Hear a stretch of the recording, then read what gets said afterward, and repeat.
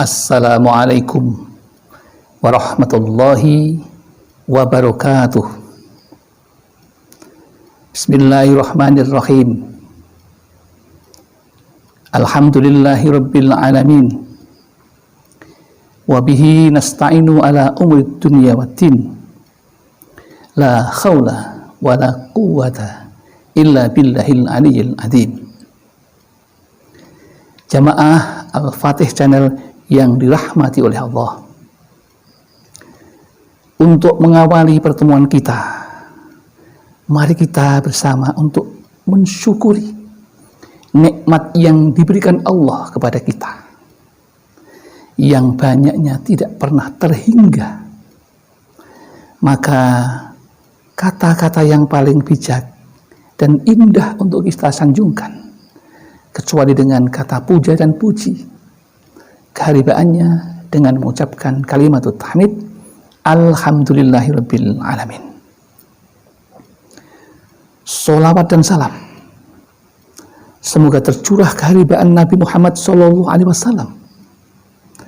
Nabi yang kita yakini mempunyai syafaatul uzma, yang kita rindukan dan nantikan baik di dunia maupun di akhirat nanti. Selanjutnya, izinkan kami untuk bersilaturahim kepada saudara-saudaraku jamaah Al-Fatih Channel yang selalu dekat di hati. Pada kesempatan yang baik ini, ingin kami berbagi ilmu yang bermanfaat bagi kita semuanya. Apa kira-kira, saudaraku?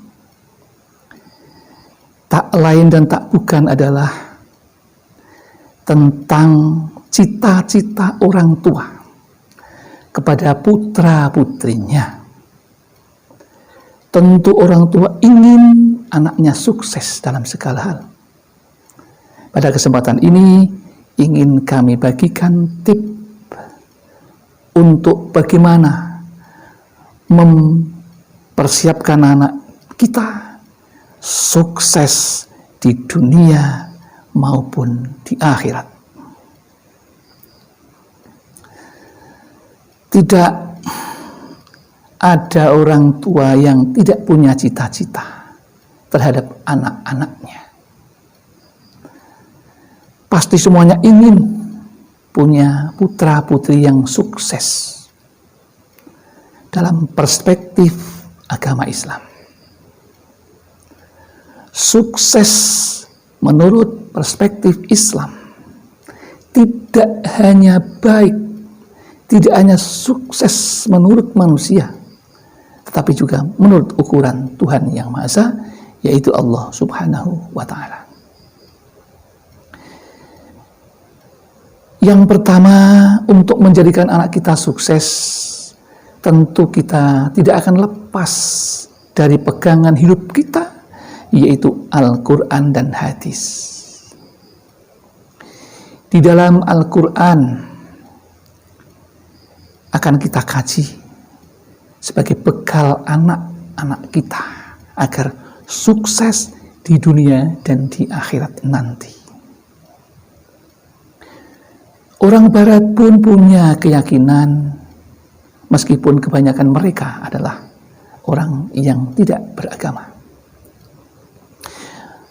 Dalam falsafah dan peribahasa mereka mengatakan begini: from this moment on, this afterlife be earned not with gold but by good deed, compassion and generosity. Yang artinya, mulai saat ini dunia akhirat harus diperoleh bukan dari emas, tetapi dengan kebaikan, dengan kasih sayang dan kemuliaan. Itu kata-kata mereka. kita pun sebagai umat Islam punya pedoman. Mengapa anak-anak kita akan kita ajari dengan jiwa Al-Quran? Sebab ada satu riwayat dari Abu Lais As-Samarqandi lewat sanadnya yang berbunyi, A'udzubillahi minasyaitonirrajim, Bismillahirrahmanirrahim. Al-Qur'anu syafi'un musaffa'un wa ma khillun musaddaqun faman ja'alahu imamahu qadahu ilal jannah wa man ja'alahu khalfahu saqahu ilan nar. Al-Quran adalah pemberi syafaat dan pasti diterima syafaatnya, dan pimpinan yang dipercaya, maka orang yang dipimpin Al-Quran pasti dibimbing ke surga, dan orang yang menolak pimpinannya pasti dijerumuskan ke neraka. Berdasarkan itulah,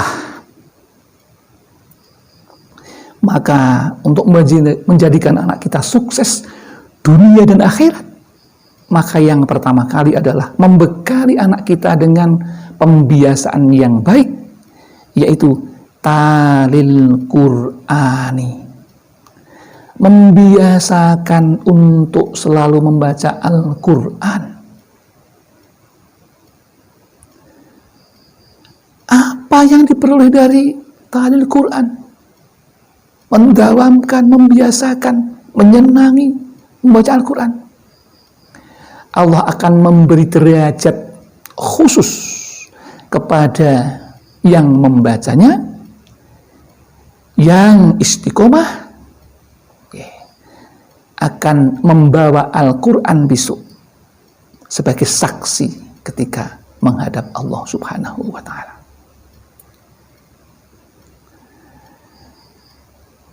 Itu yang pertama.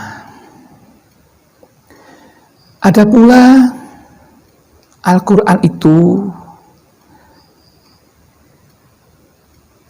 meskipun tidak tahu artinya,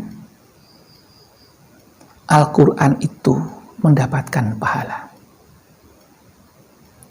Apalagi yang tahu artinya, membaca dengan tidak tahu artinya mendapatkan pahala yang berguna di dunia dan di akhirat besok.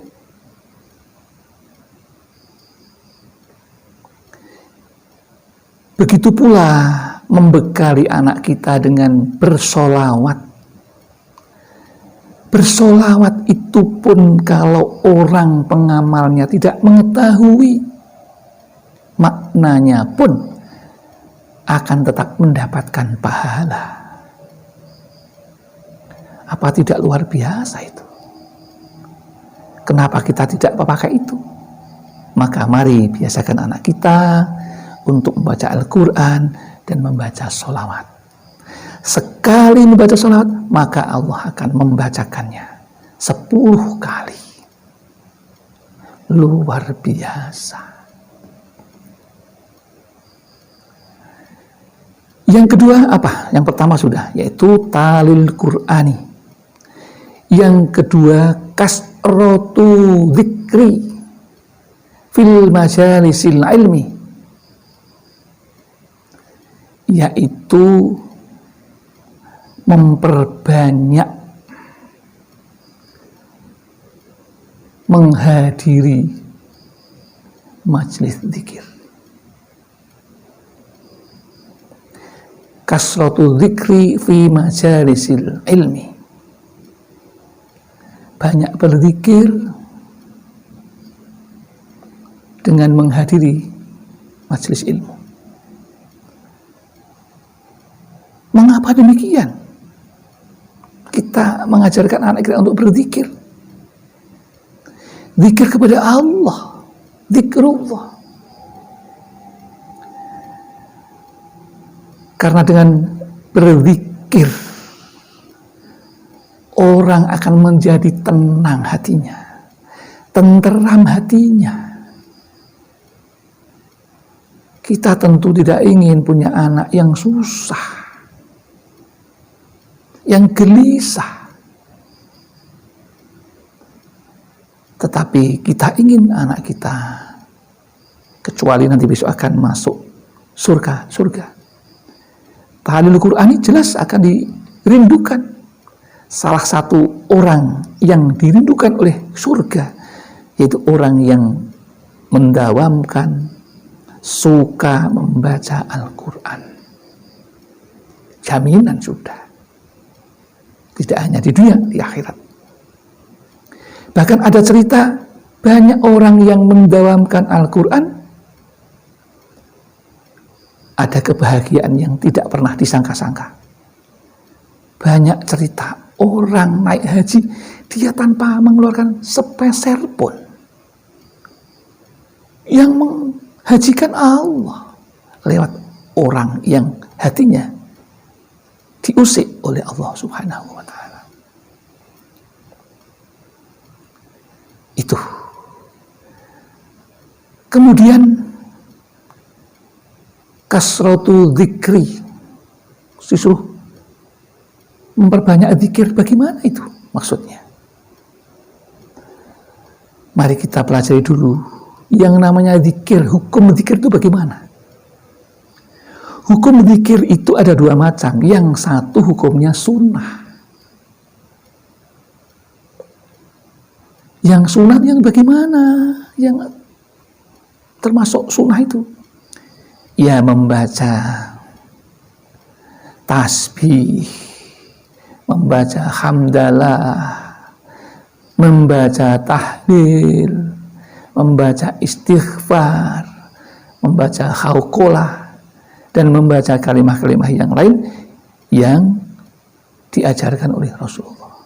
Itu sunnah. Tetapi ingat, saudara, ada yang wajib loh zikir itu. Apa iya zikir kok wajib? Jawabannya, betul ada yang wajib. Terus mana yang zikir yang diwajibkan? Zikir yang wajib itu adalah zikir itu mengingat perintah Allah. Itu wajib. Contohnya apa? Mengingat sholat. Kapan waktu sholat tiba, aku harus segera bergegas untuk sholat. Itu wajib. Karena sholatnya itu wajib dikerjakan. Maka zikir tentang, atau ingat tentang kewajiban kepada Allah itu hukumnya wajib. Banyak sekali yang diwajibkan. Tetapi ada yang dilarang. Jadi zikir mengingat yang dilarang supaya kita tidak melakukan, itu juga wajib hukumnya.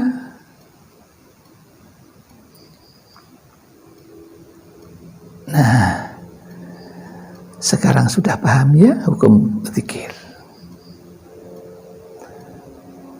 Itu harus kita latihkan kepada anak kita, supaya anak kita menjadi anak yang beriman, anak yang bertakwa, yang Islam dan ihsan, agar mendapatkan hidayah, mendapatkan taufik, inayah, dan barokah, ma'unah dari Allah Subhanahu wa ta'ala di dalam hidupnya. Jadi kasratu khudur, kasratul khudur fil majalisil ilmi penting. Kasratul dzikri penting. Yang ketiga adalah kasratul khudur fil majalisil ilmi.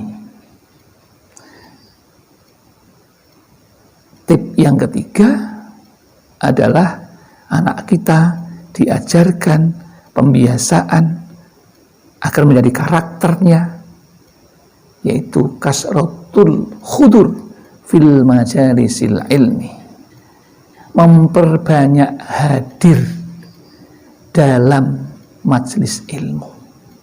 Contohnya tadarus Al-Quran, kajian Al-Quran, kajian kitab-kitab fikih, majelis sholawatan. Itu supaya mengapa? Karena kalau kita bercampur hadir dengan orang-orang yang berilmu, maka kita juga akan kebagian syafaatnya, ilmu. Jadi kalau kita bergaul, menghadiri teman-teman kita, sahabat-sahabat kita yang suka pada hal-hal yang dilarang oleh Allah, maka kita juga akan mendapatkan bagiannya yang tidak baik itu.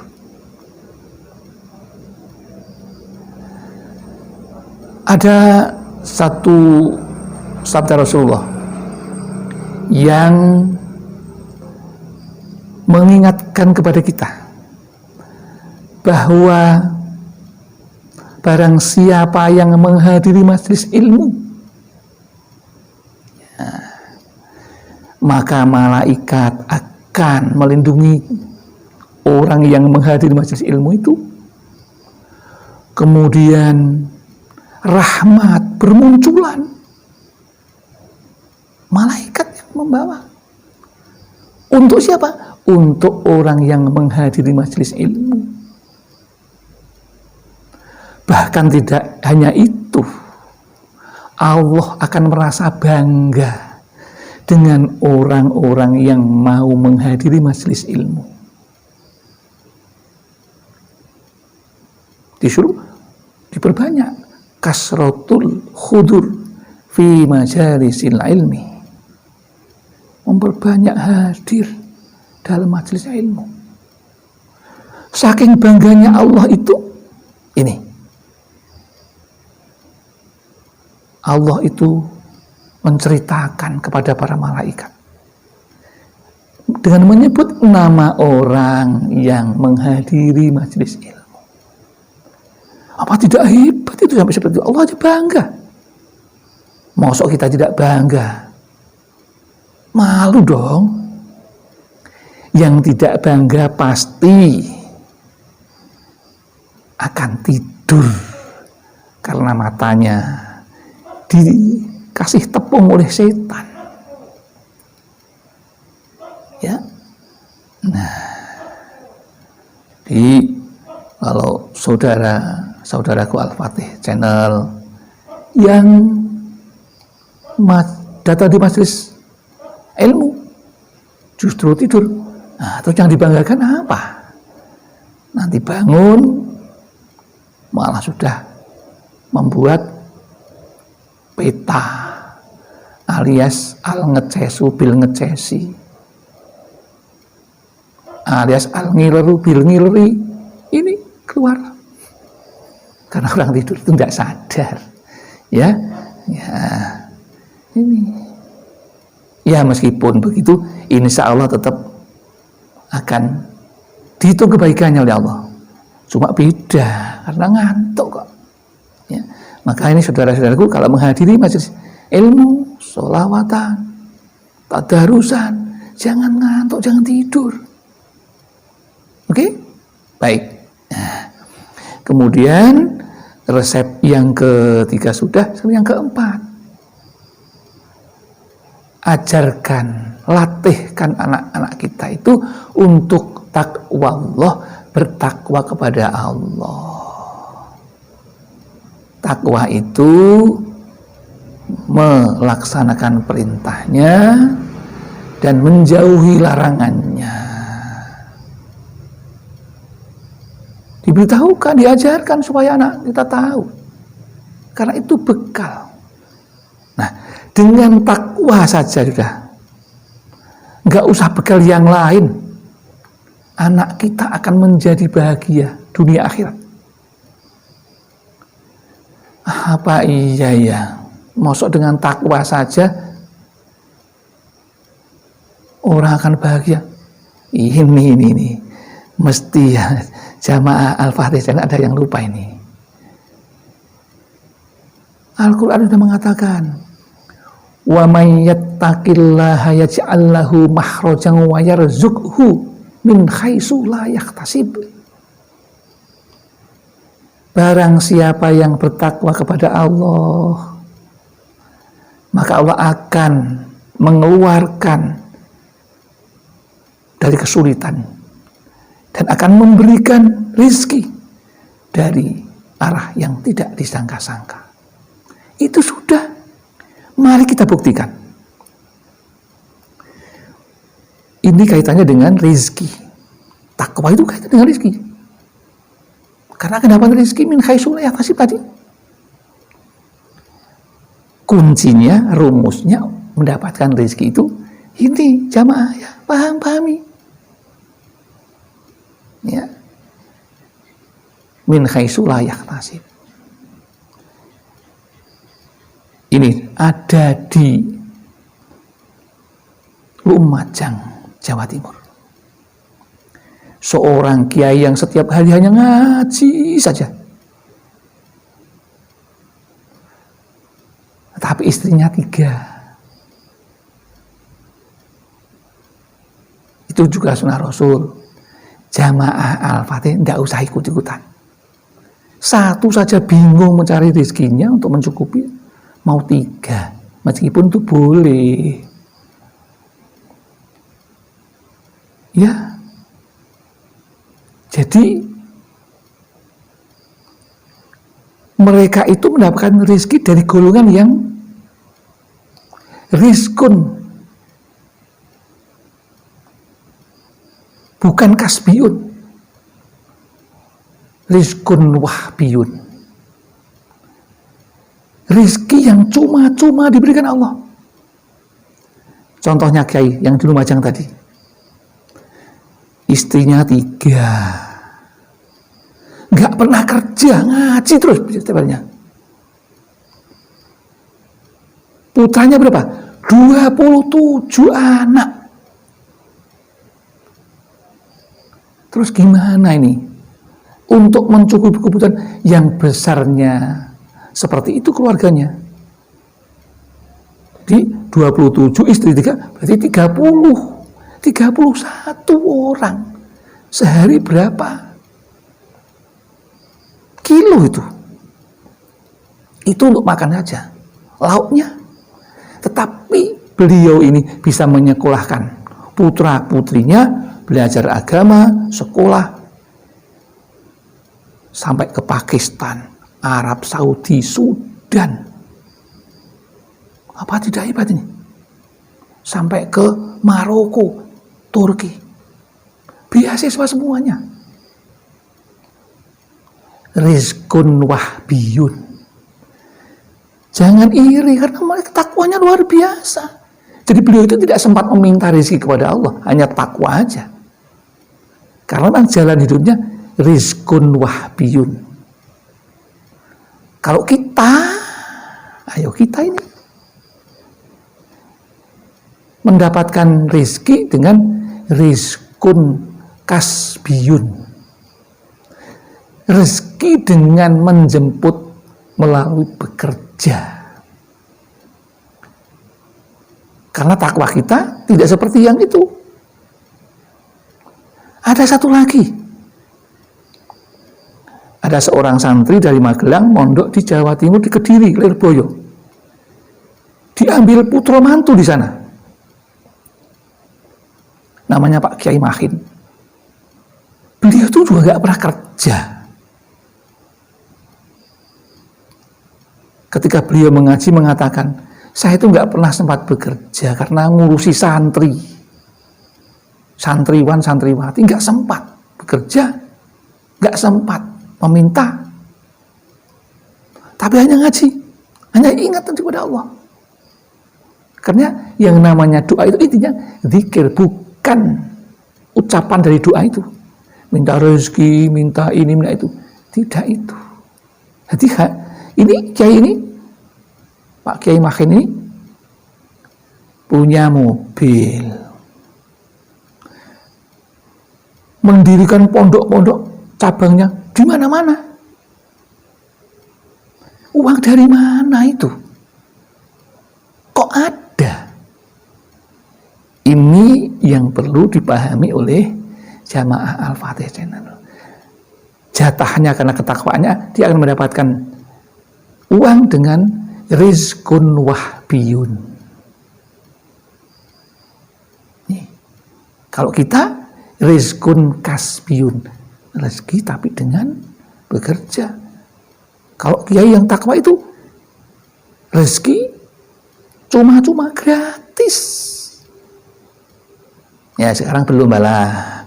Kalau ingin menjadi penerima rezeki yang rizkun wahbiyun seperti para ini dua yang kami ceritakan. Bahkan kemarin di episode yang kemarin kami juga menceritakan seorang kiai itu luar biasa. Sehingga ada mobil BHS itu mobil barang hasil sowan. Orang yang sowan datang ke kiai itu memberikan mobil itu. Karena apa? Ketakwaannya itu. Jangan lupa kalau berdoa, ketakwaannya pertama. Banyak beristighfar, mohon maaf. Ampunan kepada Allah. Oke? Nah, yang terakhir ini, yang terakhir. Yang terakhir, apapun yang kita kerjakan itu harus dilandasi dengan ikhlas. Karena ikhlas itu intisarinya orang beribadah. Ya? Jadi al-ikhlasu bi ghairi sukhtin. Ikhlas itu kelawan tanpa grudel, dengan tidak menggerutu. Nih kalau ikhlas bi sukhtin, ikhlas kok menggerutu, namanya bukan ikhlas dan akan ditolak. Akan rodun doanya, ditolak. Mardudun, ditolak. Ya. Yang terakhir ikhlas, penting. Karena dengan ikhlas itu orang akan lepas dari yang namanya stres. Demikian yang dapat kami sampaikan. Mudah-mudahan ini ada manfaatnya bagi kita semuanya. Ya, ada kesalahan mohon maaf. Kalau ada benar itu semata-mata datang dari Allah, maka kami akhiri billahi taufiq wal hidayah wal inayah wal barakah. Wassalamualaikum warahmatullahi wabarakatuh.